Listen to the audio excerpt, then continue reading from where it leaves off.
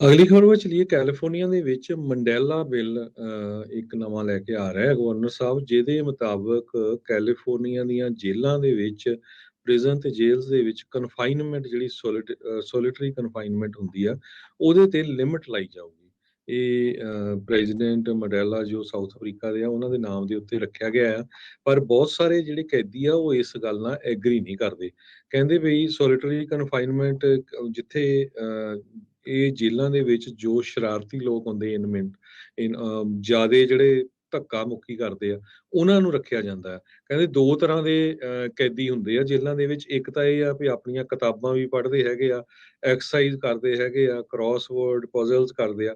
ਜਿਹੜੇ ਦੂਜੇ ਤਰ੍ਹਾਂ ਦੇ ਕੈਦੀ ਹੁੰਦੇ ਆ, ਉਹ ਚੀਕਾਂ ਮਾਰਦੇ ਆ, ਕਰਸ ਕਰਦੇ ਆ, ਡਰੈਸ ਨਹੀਂ ਪਾਣੀ ਚਾਹੁੰਦੇ, ਗੰਦ ਬਹੁਤ ਖਿਲਾਰਦੇ ਹੈਗੇ, ਕੰਧਾਂ ਦੇ ਵਿੱਚ ਗੰਦ ਮਾਰਦੇ ਆ। ਤੇ ਕਹਿੰਦੇ ਵੀ ਉਹਨਾਂ ਨੂੰ ਸੋਲਿਟਰੀ ਕਨਫਾਈਨਮੈਂਟ ਹੋਣੀ ਚਾਹੀਦੀ ਆ। ਪਰ ਇਹਦੇ ਸੰਬੰਧ ਦੇ ਵਿੱਚ ਕੈਲੀਫੋਰਨੀਆ ਦਾ ਗਵਰਨਰ ਗੈਵਨ ਨਿਊਸਮ ਨਵਾਂ ਬਿੱਲ ਲੈ ਕੇ ਆਇਆ, ਜਿਹਦੇ ਮੁਤਾਬਕ ਕਹਿੰਦੇ ਸਿਰਫ 15 ਦਿਨੇ ਹੀ ਇੱਦਾਂ ਦੇ ਲੋਕਾਂ ਨੂੰ ਕਨਫਾਈਨਮੈਂਟ ਕੀਤਾ ਜਾ ਸਕਦਾ ਸੋਲਿਟਰੀ ਲਗਾਤਾਰ, ਤੇ 180 ਦਿਨਾਂ ਦੇ ਵਿੱਚ 45 ਦਿਨ ਤੋਂ ਵੱਧ ਨਹੀਂ ਰੱਖਿਆ ਜਾ ਸਕਦਾ।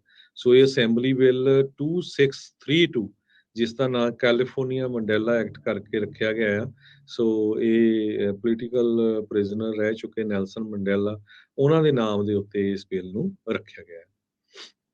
ਜੀ, ਅਗਲੀ ਜਿਹੜੀ ਗੱਲ ਕਰਦੇ ਜਾਈਏ, ਕੈਲੀਫੋਰਨੀਆ ਦੇ ਗਵਰਨਰ ਨਿਊਸਮ, ਉਹਨਾਂ ਨੇ ਇੱਕ ਹੋਰ ਬਿੱਲ ਆ ਉਸ ਨੂੰ ਵੀਟੋ ਜਿਹੜਾ ਉਹ ਕੀਤਾ ਆ।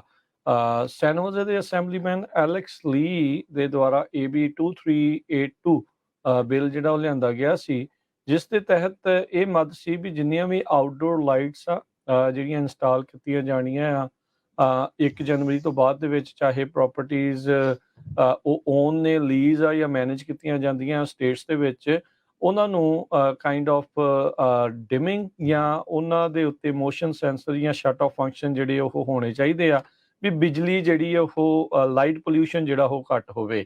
ਕਹਿੰਦੇ ਵੀ ਜਿਹੜੀਆਂ ਨਾਈਟ ਸਕਾਈਜ਼ ਤੇ ਮਾਈਗ੍ਰੇਟਰੀ ਸਪੀਸੀਜ਼ ਆ, ਉਹਨਾਂ ਦੀ ਪ੍ਰੋਟੈਕਸ਼ਨ ਦੇ ਲਈ ਇਹ ਜਿਹੜਾ ਬਿੱਲ ਲਿਆਂਦਾ ਸੀਗਾ, ਜਿਹੜੇ ਅਸੈਂਬਲੀਮੈਨ ਲੀ ਨੇ ਰੱਖਿਆ ਸੀਗਾ। ਸੋ ਇਹਨਾਂ ਨੇ, ਗਵਰਨਰ ਨਿਊਸਮ ਹੁਣਾਂ ਨੇ ਇਸ ਨੂੰ ਜਿਹੜਾ ਉਹ ਵੀਟੋ ਕਰ ਦਿੱਤਾ। ਕਹਿੰਦੇ ਵੀ ਇੱਥੇ ਸਾਰਿਆਂ ਥਾਵਾਂ ਦੇ ਉੱਤੇ ਜਿਹੜੀਆਂ ਸਟੇਟ ਦੀਆਂ ਪ੍ਰੋਪਰਟੀਜ਼ ਆ, ਉੱਥੇ ਬਾਹਰ ਜਿਹੜੀਆਂ ਬਿਜਲੀ ਦੀਆਂ ਲਾਈਟਾਂ ਲੱਗੀਆਂ, ਉਹਨਾਂ ਉੱਤੇ ਸਾਰੇ ਸੈਂਸਰ ਜਿਹੜੇ ਲਾਉਣ ਦਾ ਖਰਚਾ ਬਹੁਤ ਵੱਧ ਜਿਹੜਾ ਉਹ ਆ ਜਾਣਾ ਹੈ, ਤੇ ਬਜਟ ਦੇ ਵਿੱਚ ਇਹਨਾਂ ਡਾਲਰਸ ਨੂੰ ਅਕਾਊਂਟ ਨਹੀਂ ਸੀ ਕੀਤਾ ਗਿਆ। ਇਸ ਕਰਕੇ ਅਸੀਂ ਇਸ ਬਿੱਲ ਨੂੰ ਰਿਜੈਕਟ ਵੀਟੋ ਜਿਹੜਾ ਉਹ ਉਹਨਾਂ ਨੇ ਕਰ ਦਿੱਤਾ ਹੈ। ਜੀ।